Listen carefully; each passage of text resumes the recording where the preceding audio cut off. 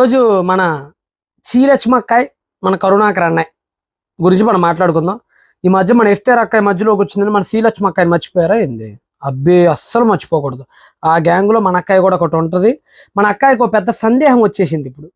ఆ సందేహాన్ని ఎవడైనా కాస్త మంచిగా చదువుకున్నోడు, కాస్త సైకాలజీ గీకాలజీ తెలిసినోడిని అడిగితే బాగుండేది.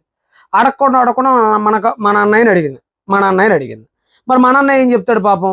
ఏదో తోసింది చెప్తాడుగా, అలా చెప్పాడు, మనకి దొరికాడు. ఎర్ర సముద్రాన్ని చీల్చాడు, దాంట్లో వీళ్ళు మాత్రం వెళ్ళిపోతారు, తర్వాత సైనికులు అందరూ అందులో మునిగిపోతారు అంటే మన అక్కడికి వచ్చిన డౌట్ ఏంటంటే, మీరేంది ఇదంతా తప్పని చెప్తారు, బైబిల్లో ఎర్ర సముద్రం చీలినట్టు ఉంది కదా, మరి వీళ్ళందరూ ఎర్ర సముద్రం పడి పోయినట్టు ఉంది కదా, మరి అవన్నీ జరిగినట్టు బైబిల్లో ఉంది కదా అని అడిగాడు. అప్పుడు మన అన్నయ్య ఏం చెప్పాడు అప్పుడు?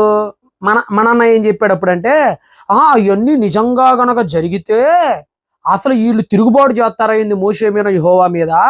శుభ్రంగా 2 చేతులు కట్టుకొని చెత్తంతో రాని కూర్చుంటారు, కానీ వాడు తిరుగుబాటు చేశారంటే అర్థం ఏంటంటే అవన్నీ నిజంగా జరగలేదు, అవన్నీ జరిగినట్టుగా రాశారు తర్వాత వచ్చిన వాళ్ళు అనేది మన అన్నయ్య గారి యొక్క సమాధానం.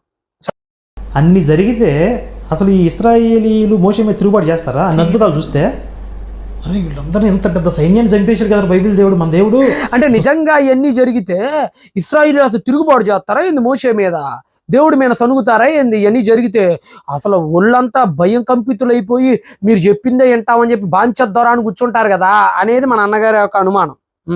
అయితే అసలు ఈ ఇశ్రాయేలీలు మోషే మీద తిరుగుబాటు చేస్తారా? అన్ని అద్భుతాలు చూస్తే అరే వీళ్ళందరినీ ఎంత పెద్ద సైన్యాన్ని చంపేశారు కదా బైబిల్ దేవుడు, మన దేవుడు. అసలు సముద్రాన్ని చీల్చేశాడు కదరా.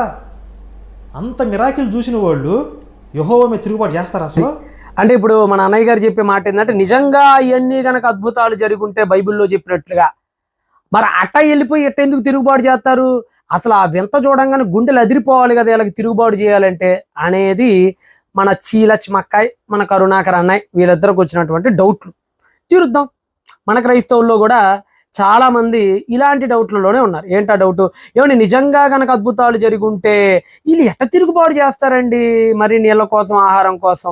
నిజంగా అద్భుతం గనక చూసుంటే వీళ్ళు ఎలాగ ఆ దేవతని పట్టుకొని పూజిస్తారండి అనే సందేహాలు చాలా మందికి ఉండొచ్చును కాక, మనం వాటిని కూడా తీర్చేటువంటి ప్రయత్నం చేద్దాం. ముందు కాస్తంత సైకోయిజం పక్కన పెట్టి సైకాలజీ మీద కాస్తంత కాన్సన్ట్రేషన్ చేసుంటే అసలు డౌట్ ఎవరికి వచ్చేది కాదు. మనకు ఎంతసేపటికి రాష్ట్రంలోనూ దేశంలోనూ తగాదాలు పెడతాం తప్ప ఏనాడైనా చదవటం, కాసేపు రీసెర్చ్ పేపర్లో ఓ సైకాలజీ పత్రాలు, లేదంటే ఇంకెవరైనా డాక్టర్స్ రాసిన సైకాలజిస్టులు రాసిన ఆర్టికల్స్ చదివే అలవాటు ఉంటేనే కదా మనకి సమాధానం రావటానికి. మా అక్క షార్ట్ ఫిల్మ్లో ఐఏఎస్ అయ్యింది, విడిగా అయితే మా అక్కకి పీజీ కూడా చదవటం రాదు, అందుకని ఇన్ని డౌట్లు వచ్చినాయి మా అక్కకి. నువ్వైనా నేనైనా చూస్తున్నా మీరైనా మనం కాదు చెప్పాల్సిందే.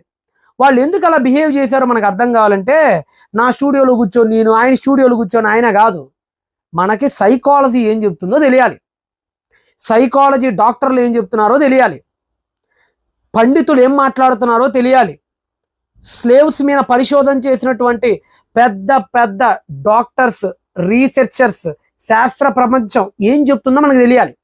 ఇప్పుడు చెప్తే మనకు అర్థమైంది ఎందుకు వీళ్ళు ఇలా తిరుగుబాటు చేశారు అని అంటే, ఆఫ్రో అమెరికన్స్ అంటే తెలుసు కదా, నల్ల జాతీయులైనటువంటి ఆఫ్రికా వాళ్ళని బానిసలుగా తీసుకెళ్లి అమెరికా వాళ్ళు విపరీతమైనటువంటి బానిసత్వం చేయించుకున్నారు. అది అందరికీ తెలిసిన వాస్తవమే కదా. ఈ మధ్య కాలంలో మార్టిన్ లూథర్ కింగ్ లాంటి వాళ్ళు కానివచ్చు, లేదంటే మన అబ్రహాం లింకన్ గారు లాంటి వాళ్ళు కానివచ్చు, బూకర్ టి వాషింగ్టన్ లాంటి వాళ్ళు కానివచ్చు, ఇలాంటి వీళ్ళందరూ కూడా రిఫర్మేషన్స్ తీసుకొచ్చి, తిరుగుబాట్లు తీసుకొచ్చి ప్రజల్లో చైతన్యం నింపిన తర్వాత అప్పుడు కాస్త ఇది తగ్గుపోకం బట్టి ఈరోజు డెమోక్రటిక్గా ఏదో అమెరికా అలా బతుకుతుంది.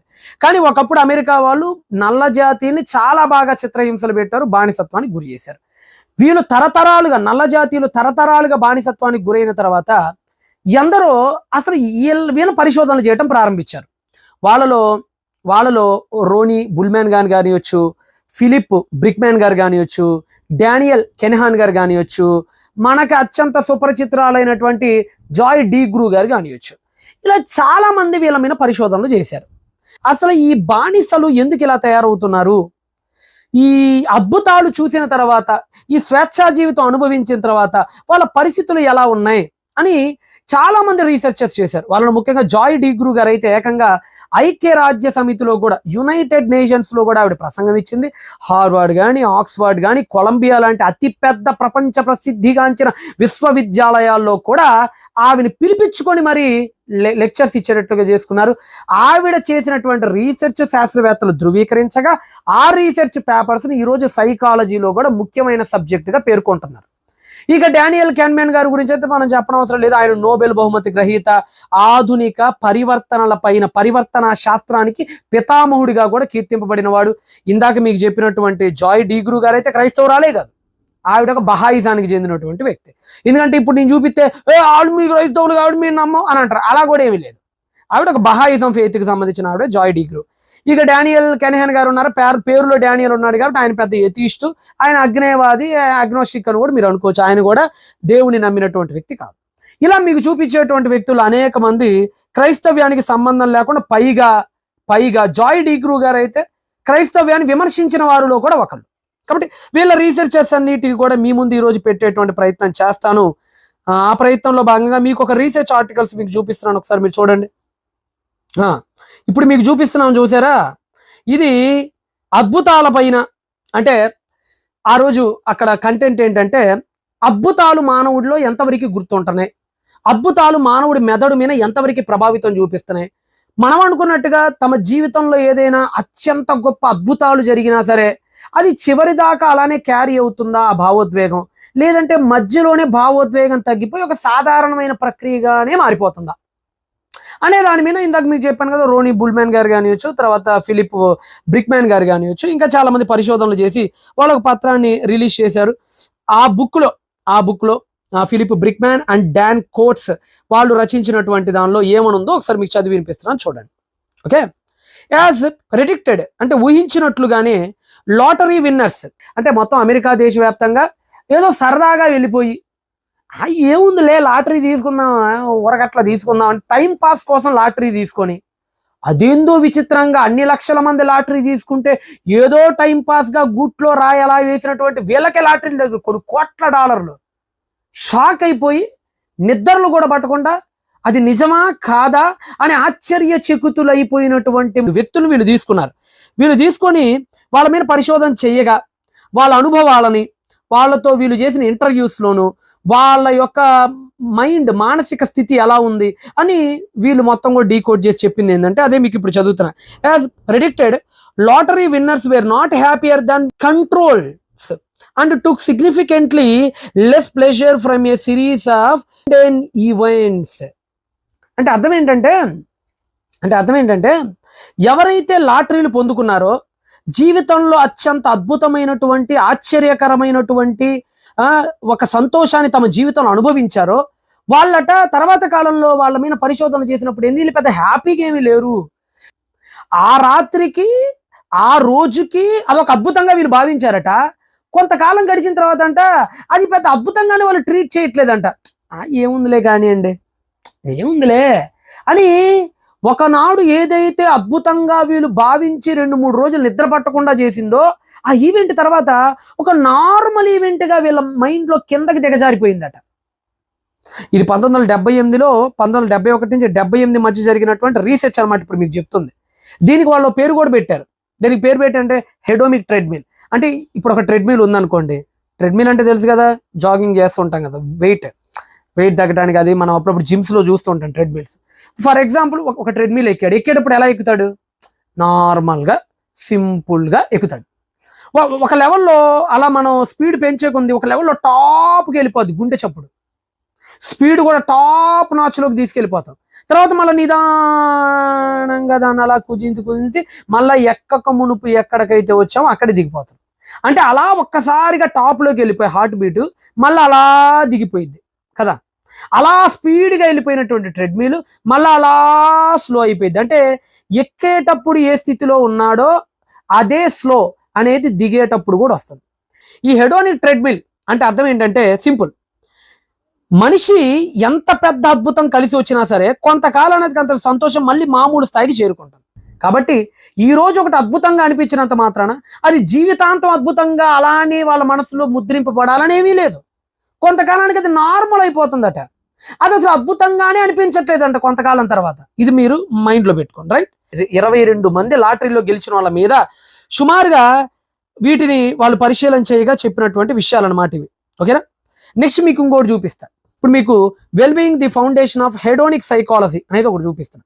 2001, 2002 ఆ టైంలో మన డానియల్ కెనిహన్ గారు ఆధునిక పరివర్తన శాస్త్ర పితామహుడిగా కీర్తింపబడుతూ ఆయన ఎన్ని లెక్చర్స్ ఇచ్చాడు, ఎంతమంది ఆయన ఎడిటర్స్గా వాడుకున్నారు, ఆయన చాలా గొప్ప స్థాయికి వెళ్ళిపోయాడు. అంటే ప్రపంచంలో కేవలం 1% మాత్రమే అరుదైనటువంటి శాస్త్రవేత్తల్లో డానియల్ కెనిహన్ గారు ఒకళ్ళు.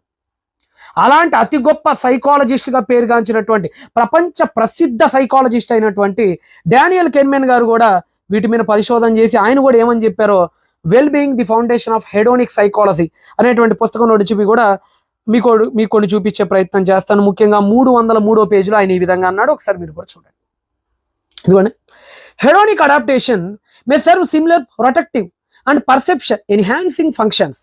Hedonic states, hunger, thirst, pain, sleepiness, sexual excitement, and so on, necessary because they direct attention to high priority needs and provide the motivation to engage in behaviors that satisfy those needs and to avoid behavior that compromise them. Right. అంటే ఫైనల్గా ఆయన చెప్తున్నా, అంటే ఫైనల్గా ఆ wellbeing అనేటువంటి పుస్తకంలో ఆయన ఫైనల్గా చెప్తున్న విషయం ఏంటంటే, ఒరే నాయన, మన జీవితంలో ఎన్నో అద్భుతాలను చూస్తుంటాం. కొన్నిసార్లు ఊహించనివి మన జీవితంలో జరుగుతుంటాయి. నూరెళ్ళ పెట్టుకుని అవురా ఇది సాధ్యమేనా అనేవి కూడా మన జీవితంలో జరుగుతూ ఉంటాయి. కానీ ఆ తర్వాత కాలంలో ఆ వ్యక్తికి ఆకలేసిన, అదే చెప్తున్నాడు అక్కడ, అవి కూడా మెన్షన్ చేశాడు. హంగ్రీ కానీ, థ్రస్ట్ కానీ, స్లీపీనెస్ కానీ, సెక్సువల్ ఎగ్జైట్మెంట్ కానీ, ఇవి ఎప్పుడైతే గురవుతాడంటే ఆకలి, నిద్ర, దాహం, సెక్సువల్ ఎగ్జైట్మెంట్స్, వీటికి ఎప్పుడైతే గురవుతాడో తాను గతంలో చూసిన అద్భుతాలన్నీ కూడా మెదడు మర్చిపోయి అప్పటికప్పుడు తన ముందున్న తక్షణ కోరికల కోసం పరిగెత్తిద్దట. అంటే ఇమీడియట్ నీడ్స్, అంటే అప్పటికప్పుడు నాకు ఆకలి కావాలి కదా, ఈ ఆకలి కావాలనేటువంటి ఉద్దేశంతో గతంలో ఉన్న అద్భుతాన్ని మర్చిపోతారట. అప్పటికప్పుడు వాళ్ళకి ఏం కావాలి, దాహం కావాలి కదా, ఆ దాహాన్ని తీర్చుకునే క్రమంలో గతంలో ఉన్నటువంటి ఆ వింతని అద్భుతాన్ని మర్చిపోతారట. ఇలాగా ఆకలి, దప్పికలు, సెక్సువల్ ఎగ్జైట్మెంట్ లాంటివన్నీ కూడా మానవుడికి గతంలో ఎదురైన వింతలు, అద్భుతాలు మర్చిపోయేటట్లుగా చేసి వీటి కోసమే మానవుడు పాకులాడేటట్టుగా చేసిద్దని ఆయన సైకాలజీలో నిరూపించాడన్నమాట. మీకు గ్రాఫ్స్ కూడా చూపిస్తున్నాను. ఆ గ్రాఫ్స్ కూడా మీరు చూడండి. ఇక్కడ ఇదిగోండి, చూడండి ఒకసారి. ALT ఈక్వల్ టు అని పెద్ద ఫార్ములా పెట్టాడు చూడండి. ఇదేంటంటే modelling the functional form of adaptation అని ఈక్వేషన్. ఇలా ఒక చక్కని ఈక్వేషన్ రూపంలో దాన్ని మన ముందు కనపరిచారనమాట. సో ఇలా మనం ఆలోచిస్తూ ఉంటే వింతలు, అద్భుతాలు అనేవి ఆకలి, నిద్ర, సెక్సువల్ ఎగ్జైట్మెంట్స్ ముందు పని చెయ్యవు, పనికి రావు. ఇది మానవుడి యొక్క సైకాలజీ అని సైకాలజీ శాస్త్రాలకి పితామహులుగా పేర్కొంచిన వారే చెప్పారు. అందుకని మీరు చూడండి, ఎర్ర సముద్రం అనేది వాళ్ళ జీవితంలో జరిగిన అతిపెద్ద వింత. కానీ ఆకలి వేసినప్పుడు అది మర్చిపోయారు వాళ్ళు. వాళ్ళ కళ్ళ ముందు 10 తెగులు చూశారు, కానీ దప్పికేసినప్పుడు మర్చిపోయారు వాళ్ళు. అక్కడ వాళ్ళ కళ్ళ ముందు 50 బాహుబలాన్ని చూశారు, కానీ ప్రయాణం చేసేటప్పుడు ఆ సెక్సువల్ ఎగ్జైట్మెంట్కి, ఆ స్లీపీనెస్కి, ఆ గతంలో తాము చవి చూసిన ప్రతి అద్భుతం కూడా ఈక ముక్కల పక్కన పడిపోయింది వాళ్ళకున్న తక్షణ అవసరాల వల్ల. అర్థమైందా? అంటే సైకాలజీ ఏదైతే చెప్తుందో ద బుక్ ఆఫ్ నెంబర్స్లో అదే జరిగింది ఇశ్రాయేలీల దగ్గర. మీకు ఇందాక ఒక ఆవిడ పేరు చెప్పే కదా, జాయ్ ఏంజెలా డిగ్రూ. ఆవిడ బహాయిజం ఫెయిత్, ఆవిడ క్రైస్తవురాలు కాదు, పైగా క్రైస్తవ్యాన్ని కూడా విమర్శించినటువంటి ఆవిడైతే వీటన్నిటిని ఆలోచించి ఈవిడ చేసిన పరిశీలన ఎవరు చేయలేదండి. దాదాపుగా కొన్ని వందల సంవత్సరాలుగా బానిసత్వంలో ఉన్న ఆఫ్రో అమెరికన్స్ కొన్ని వేల మందిని సేకరించడం, వాళ్ళతో మాట్లాడటం, వాళ్ళతో ఇంటర్వ్యూ చేయటం, వాళ్ళతో ఇంటరాక్షన్ గురవటం, వాళ్ళ నుంచి సమాచారం సేకరించడం, బానిసత్వంలో ఉన్నప్పుడు వాళ్ళ స్థితి ఎలా ఉంది, బానిసత్వం నుంచి విడుదలైన తర్వాత వాళ్ళ పరిస్థితులు ఎలా ఉన్నాయి అని తెలుసుకునేటువంటి క్రమంలో కొన్ని వేల మందిని ఆవిడ కొన్ని సంవత్సరాల పాటు, సుమారుగా 20 సంవత్సరాలకు పైగా, 12 నుండి 20 సంవత్సరాలకు పైగా ఆవిడ ఎంతో కృషి చేసి ఈ ఆఫ్రో అమెరికన్స్ బానిసల మీద, స్లేవ్స్ మీద ఒక డేటాను బయటపెట్టింది. దీన్ని PTSS అని పేరుతో పిలుస్తారు. అంటే పోస్ట్ ట్రామాటిక్ స్లేవ్ సిండ్రోమ్ అంటారు. పోస్ట్ ట్రామాటిక్ స్లేవ్ సిండ్రోమ్ అంటే అర్థం ఏంటంటే, బానిసత్వం నుంచి విడుదల పొందిన తర్వాత, బానిసత్వం నుంచి బయటపడిన తర్వాత వాళ్ళ పరిస్థితులు ఎలా ఉన్నాయి, వాళ్ళ మైండ్ సెట్ ఎలా ఉంది, వాళ్ళు దాన్ని హ్యాపీగా ఫీల్ అవుతున్నారా, భారంగా ఫీల్ అవుతున్నారా, బానిసత్వం బెటర్ అనుకుంటున్నారా, స్వేచ్ఛ బెటర్ అనుకుంటున్నారా అని ఈవిడ చేసినటువంటి పరిశోధనలో భాగంగా చాలా పెద్ద పుస్తకం ఈవిడ రాసింది. దాదాపుగా 300 పేజీలు రమారమి ఉంటుంది ఈ పుస్తకం, 250 అలాగా. ఇది ఇప్పటికీ కూడా సైకాలజీలో ద గ్రేటెస్ట్ బుక్గా కీర్తింపబడుతుంది. ప్రతి సైకాలజిస్ట్గా ఉన్నటువంటి వ్యక్తికి కూడా తన సిలబస్లో కూడా ఈవిడ రచనలు, ఈవిడ పరిశోధనలు కూడా వస్తూ ఉంటాయి. అంత గొప్ప పుస్తకం ఆవిడ రాసింది. ఆవిడ రాసినటువంటి పుస్తకం ముఖ్యంగా మీరు అంతా చదవడానికి మీ వీలు కలదు. నేనే పేజ్ నెంబర్స్ చెప్తా. 59వ పేజ్ కానీ, 106వ పేజ్ కానీ, 113 కానీ, 118 కానీ, 142వ పేజ్ కానీ, ఈ పేజెస్ అన్ని మీరు చదవండి. చాలా అద్భుతంగా బానిసత్వం నుంచి బయటపడినటువంటి నల్ల జాతీయులమైన పరిశోధనలు చేసి ఆవిడ రాసినటువంటి అతి ముఖ్యమైన కాంటెంట్స్ అన్ని కూడా మీకు అక్కడ కనపడుతూ ఉంటాయి. ఒకసారి మీకు కొన్ని పేజెస్ నుంచి చదివి వినిపించేటువంటి ప్రయత్నం చేస్తాను. ఒకసారి మీరు కూడా చదవండి నాతో పాటుగా. పేజ్ నెంబర్ 59, 59వ పేజీని ఇప్పుడు మనం ఒకసారి చూద్దాం. ప్లే చేస్తారు చూడండి. ఇదిగోండి. I have actually heard people attempts to justify slavery by arguing that many of those enslaved did not have it so bad. అంటే ఆవిడట చాలా మంది బానిసల నోట వెంట నుంచి ఒక మాట, అసలు అమెరికన్స్ నల్ల జాతిని ఎలా ట్రీట్ చేశాడో ప్రపంచంలో చదువుకున్న ప్రతి వాడికి తెలుసు, ఇంక్లూడింగ్ కరుణాకర్ కూడా తను వెళ్ళే డిబేట్స్లో కానీ తను వెళ్ళే ఆ టీవీ షోస్లో కానీ ఎక్కువగా పేర్కొంటూ ఉంటాడు. ఏమని, అమెరికన్స్ ఆఫ్రికన్స్ని నల్ల జాతిని ఎలా చేశారో తెలుసు కదా అని క్రైస్తవులు కౌంటర్ వేసే క్రమంలో ఎత్తుంటాడు. సో తను కూడా అగ్రి అవ్వాల్సిందే ఈ విషయానికి, తను కూడా తప్పించుకోవడానికి వీళ్ళే. అమెరికన్స్ ఎంత దారుణంగా ఆఫ్రో అమెరికన్స్ ట్రీట్ చేశాడో, నల్ల జాతీయులైనటువంటి అమెరికన్స్ ట్రీట్ చేశాడో తెలుసు. ఓకేనా, రైట్. వీళ్ళు ఎప్పుడైతే ఈ నల్ల జాతీయుల్ని బానిసత్వం నుంచి బుకట్టి వాషింగ్టన్ కానీ, మార్టిన్ లూథర్ కింగ్ గారు కానీ, ఆ తర్వాత వచ్చినటువంటి వాళ్ళు కానీ రిఫర్మేషన్స్ తీసుకొచ్చి వీళ్ళని ఎప్పుడైతే స్వేచ్ఛాజీవులుగా మార్చారో వాళ్ళ రిఫర్మేషన్స్ ద్వారా, సరే ఆ తర్వాత స్వేచ్ఛాజీవులు అయ్యారు కదా, వాళ్ళ దగ్గరికి వెళ్ళి అడిగారంట. ఎవరు? జాయ్ డిగ్రూస్ గారు. ఏమండి, మరి ఒకప్పుడు మీరు చాలా ఇబ్బందికరమైన బానిసత్వంలో ఉన్నారు కదా, ఇప్పుడు ఓకేనా, ఇప్పుడు చాలా బాగుందా మీకు అని అడిగినప్పుడట వాళ్ళలో అనేక మంది చెప్పిన సమాధానం ఏంటంటే, ఏమిలే బానిసత్వమే బాగుంది. బానిసత్వం ఎంత బాగుందో తెలుసా? చూడండి, వాళ్ళన్న మాటేనండి. ఈవిడ క్రైస్తవురాలు కూడా కాదు, ఈవిడ బహాయిజం తెలుసు కదా, క్రైస్తవం ఇంకా విమర్శించేది కూడా ఆవిడ రీసెర్చ్లో ఆవిడే చెప్తున్న మాట ఏంటో తెలుసా? I have actually heard people attempts to justify slavery. అంటే బానిసత్వాన్నట వాళ్ళు సమర్థిస్తున్నారట. బానిసత్వం భలే ఉంది, మాకు అనవసరంగా తీసుకొచ్చారు వీళ్ళు, మాకు స్వేచ్ఛ, బానిసత్వం బాగుంది అని మాట్లాడుతూ by arguing the many of those, వాళ్ళలో చాలా మంది ఏ విధంగా ఆర్గ్యూ చేస్తున్నారటనంట, enslave did not have it so bad. అదంత పెద్ద ప్రమాదకరమైనది ఏమి కాదండి మీరు అనుకున్నట్టుగా. బానిసత్వం రోజుకి ఇంత ముద్దేస్తారు కుక్కకేసినట్టుగా, రోజు గాండ్రించి ఉమ్మేసి ఇంత ముద్దేస్తారు కుక్కకేసినట్టుగా. ఎంత బాగుంటుంది అది. ఇట్స్ నాట్ సో బ్యాడ్, ఇది పెద్ద బ్యాడ్ ఏమీ కాదు ఇది అని మాట్లాడుతున్నారట. ఇంకేమన్నారట, ది క్లెయిమ్, వాళ్ళు ఇంకేమన్నారంటేనట, some were even treated extremely well. అంటే వాళ్ళలో కొంతమంది అయితే చాలా బాగుంది అసలు మాకు బానిసత్వం, extremely well, and were better off than people. అంటే మమ్మల్ని చాలా బాగా ట్రీట్ చేశారు, మాకు బానిసత్వం చాలా బాగుంది, ఎక్స్ట్రీమ్లీ చాలా బాగుంది మాకు అని బానిసత్వాన్ని కుక్కల్లా వీళ్ళని చూసింది, ప్రపంచం అంతా చూసిందే. వీళ్ళ కోసం ప్రపంచం అంతా యుద్ధం చేసింది. ఈ బానిసలను విడిపించమని ఐక్యరాజ్య సమితిలో ఎన్నోసార్లు ప్రసంగాలు వచ్చినాయి, అందరూ పెద్ద పెద్ద సంఘ సంస్కర్తలు వచ్చి ఇన్ని ఫైట్లు వీళ్ళు అంటారు, మాకు బానిసత్వమే బాగుందండి బాబు, మాకు ఈ స్వేచ్ఛ ఏమీ అంతగా ఏమీ నచ్చలేదు అని వీళ్ళే చెప్తున్నారట. ఇప్పుడు మన కరుణాకర్ లాజిక్కే నేను చెప్తుంది. కరుణాకర్ ఏమంటున్నాడు ఇప్పుడు, నిజంగా వీళ్ళు అంత పెద్ద బానిసత్వంగా అనుభవించుంటే వీళ్ళు మేము ఐగుప్తుకు పోతామని ఎందుకంటారు, మాకు ఉల్లిపాయలు కావాలి, కేకరకాయలు కావాలి, మేము అక్కడ తిన్నటువంటి దోసకాయలు కావాలి అని ఎందుకంటారు? అంటే ఫరోగాడు మొద్ద కలిపి నోట్లో పెట్టుంటాడుగా ఇశ్రాయేలీలకి. ఫరోగాడు దువ్వెని తీసుకొచ్చి ఇశ్రాయేలీలందరికి దువ్వి మల్లెపూలు ఎట్టి లోపల నోట్లో ముద్దలు కుక్కాడుగా, అందుకని వీళ్ళు తేపకి ఈజిప్ట్ పోయి పరిగెడుతున్నాడు అన్నట్టుగా మాట్లాడుతుంటాడు కరుణాకర్. ఏమన్నా అదే అంటున్నా, సైకోయిజం పుస్తకాలు కాదు, సైకాలజీ పుస్తకాలు కూడా చదవాలి తమరు అప్పుడప్పుడును. క్లియర్ కట్గా ఇక్కడ మనకి ఏమర్థమవుతుందండి, క్లియర్ కట్గా మెడకి సంఖ్యలు వేసి కుక్కల్లా చూస్తే అమెరికన్స్ వీళ్ళని, ఎవరిని, నల్ల జాతిని, ఆఫ్రో అమెరికన్స్ని, మాకు అదే బాగుందని చెప్తున్నారంటే నువ్వు దాన్ని ఎలాగ తీసుకుంటావు అథెంటిక్ ఇన్ఫర్మేషన్గా?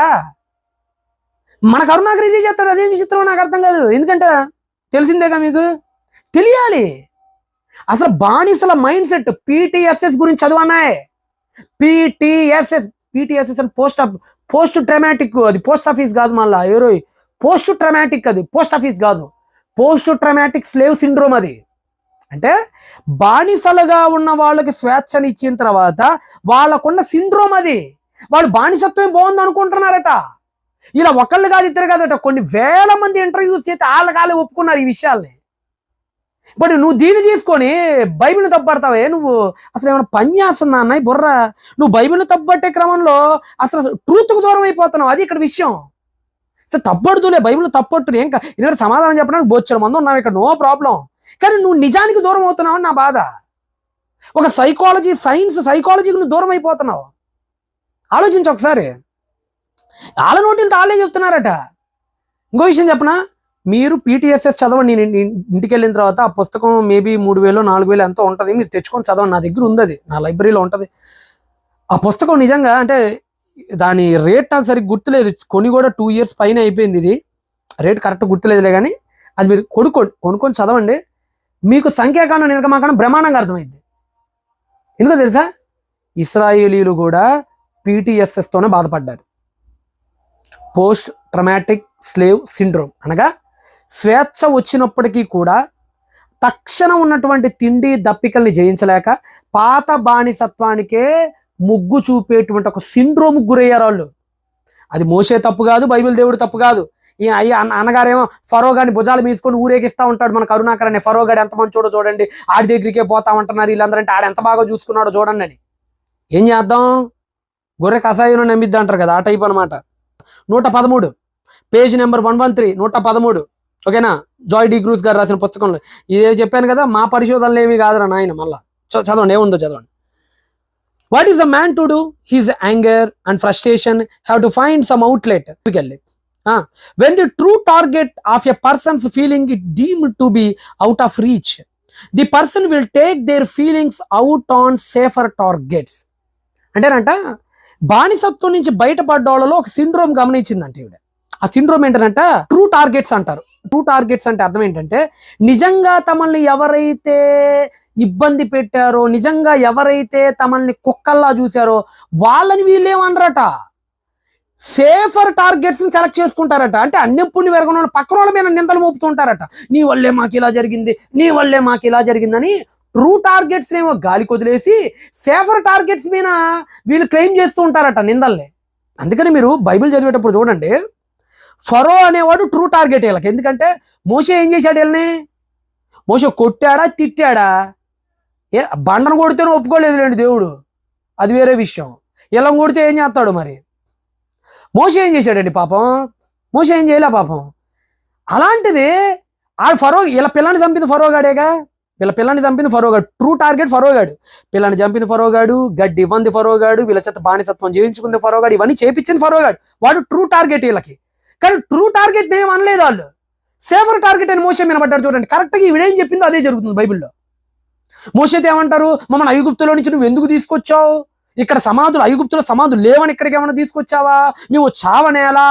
నువ్వు మమ్మల్ని చంపడానికి తీసుకొచ్చావు నువ్వు మమ్మల్ని అని. చూసారా, కరెక్ట్గా పీటీఎస్ఎస్ జరుగుతుంది. పోస్ట్ ట్రమాటిక్ స్లేవ్ సిండ్రోమ్లో వాళ్ళు గురయ్యారు. ఈ పిచ్చోళ్ళ ఇన్ఫర్మేషన్ తీసుకొని వచ్చి వీటిని ఎత్తిని పెట్టుకొని పూజిస్తావు వీటన్నాయి నువ్వు అందరికీ. పిచ్చోడు సాక్ష్యం కూడా చెల్లదు జైల్లో, నీ దగ్గర చెల్లుద్ది అదేందో కానీ. మరి నాకు అర్థం కావట్లేదు అన్నయ్య, నాకు అర్థం కావట్లేదు అసలు. చూడండి ఎంత క్లియర్గా చెప్తున్నారు. వాళ్ళు ట్రూ టార్గెట్స్ వదిలేసంట సేఫర్ టార్గెట్స్ టార్గెట్ చేస్తారట. అంటే సంబంధం లేని వాడి మీద ఎంతలో మోపుతారట వచ్చి, అసలు అయిన వదిలిపెట్టేసి. అదే జరిగింది మనకి నెంబర్స్లో కూడా. అది మా నాన్నకి ఈ పీటీఎస్ఎస్ తెలియదుగా, పీటీ సార్ తెలుసు, పీటీఎస్ఎస్ తెలియదుగా. అందుకని ఏం చేశాడంటే వదిలి ఎందుకు శ్రీలక్ష్మి అక్కాయి ముందుంది, మా అక్కాయి అసలుకే ఏలుముద్ర బ్యాచ్, మా నాన్న ఏది చెప్తే అదే తెలియదు, అయిపోయింది అనమాట. ఓకేనా, నెక్స్ట్ ఇంకోటి చూపిస్తా మీకు. అంటే చాలా ఉన్నాయి బట్ మీకు కొన్ని చూపిస్తున్నాను మీకు. ఓకేనా, నెక్స్ట్ పేజ్ నెంబర్ 106 ఒకసారి అది కూడా చూడండి. Okay, the dark history of medical experimentation and black Americans colonial times to the present. అంటే ఈ కొలోనియల్ టైమ్స్ నుంచి బానిసత్వంగా ఉన్నటువంటి ఆ టైం నుంచి ఇప్పటి వరకు ఒక మెడికల్ ఎక్స్పెరిమెంట్స్లో ఏం జరిగిందో చెప్తుంది అనమాట ఆవిడ. నేనేదో ఫ్రీ ట్రాన్స్లేషన్ చేస్తున్నాను అక్కడ ఉన్నదాన్ని మీకు అర్థం కావడానికి. ఓకేనా, రైట్, చదవనా. హ్యారియట్ వాషింగ్టన్ గివ్స్ యూస్ఫుల్, అంటే హ్యారియట్ వాషింగ్టన్ ఆయన్ని ఈవిడ కోట్ చేస్తుంది. కోట్ చేసి ఏం చెప్తుంది? హ్యారియట్ Washington gives useful insights into the persistent fear that African Americans have of medicine and doctors. She calls this phenomena. ఈ Harriet Washington she calls this phenomena, ఇది ఒక ఫెనోమినా అట. ఏంటంటే ఈ ఫెనోమినా ఐథ్రోఫోబియా. అదేమైందా? దీనికి ఒక పేరు పెట్టారు.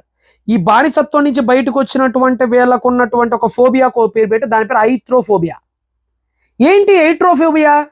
ఏంటి ఐట్రోఫోబియా అని అంటే simple. Iatro means in Greek word, అది గ్రీక్ వర్డ్లో ఐట్రో అంటే హీలింగ్, స్వస్థత. ఫోబియా అంటే భయం.